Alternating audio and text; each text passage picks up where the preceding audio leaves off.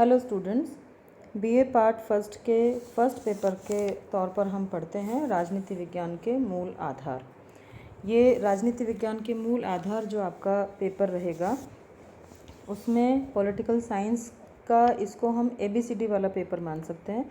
जैसे कि किसी भी भाषा को जानने के लिए उसकी ABCD यानी कि उसकी व्याकरण, उसका तत्व, मूल तत्व जो है वो जानना ज़रूरी होता है। उसी प्रकार से पॉलिटिकल साइंस, राजनीति विज्ञान जो विषय है उसको समझने के लिए, पढ़ने के लिए इस पेपर को एक तरीके से ABCD या क ख घ जो है वो माना जा सकता है।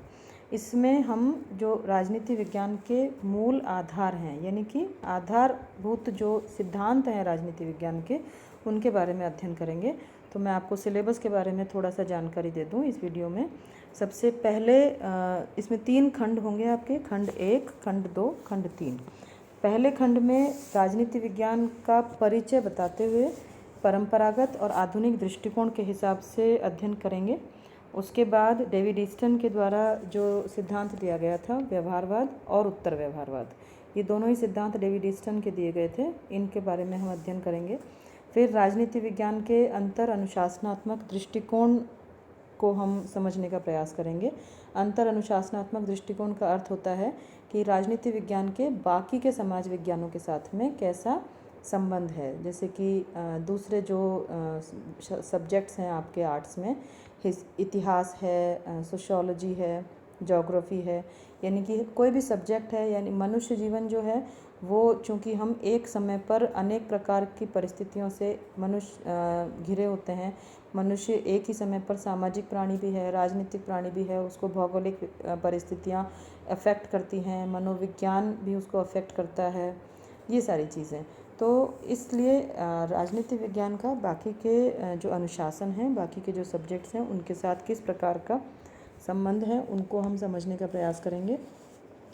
फिर आपकी कुछ अवधारणाएं इसमें हम देखेंगे, जैसे कि शक्ति, सत्ता और वैधता। इन तीनों का क्या अर्थ है, क्या इनके प्रकार हैं, क्या इनके स्रोत हैं और इनका आपस में क्या संबंध है, ये एक तरीके से अवधारणात्मक विवेचन हम इनका करने का प्रयास करेंगे पढ़ने के दौरान। खंड 2 में आपके जो चैप्टर्स हैं वो है राजनीतिक व्यवस्था, राजनीतिक आधुनिकीकरण, राजनीतिक विकास।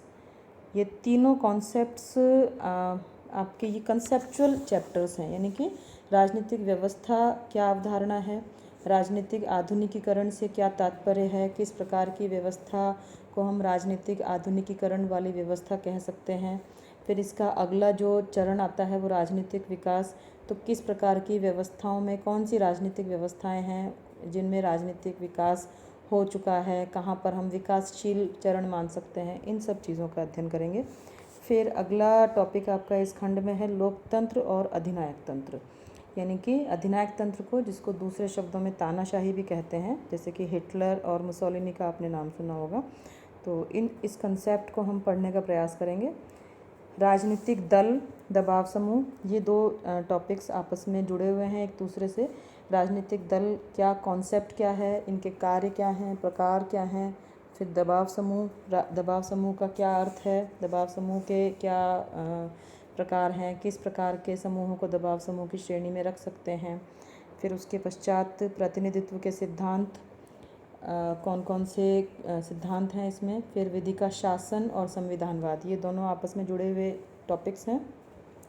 किस प्रकार के शासन को विधि के शासन के अंतर्गत रखा जा सकता है, संविधानवाद क्या अवधारणा है।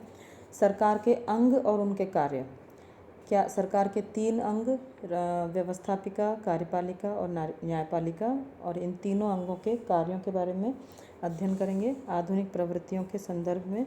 फिर आपका आता है खंड 3, इसमें राजनीतिक विचारधाराओं का अध्ययन करेंगे। राजनीतिक विचारधाराएं जैसे कि उदारवाद, प्रत्ययवाद, जिसको कि आदर्शवाद भी कहा जाता है दूसरे शब्दों में, मार्क्सवाद, लोकतांत्रिक समाजवाद, अराजकतावाद, नारीवाद इत्यादि।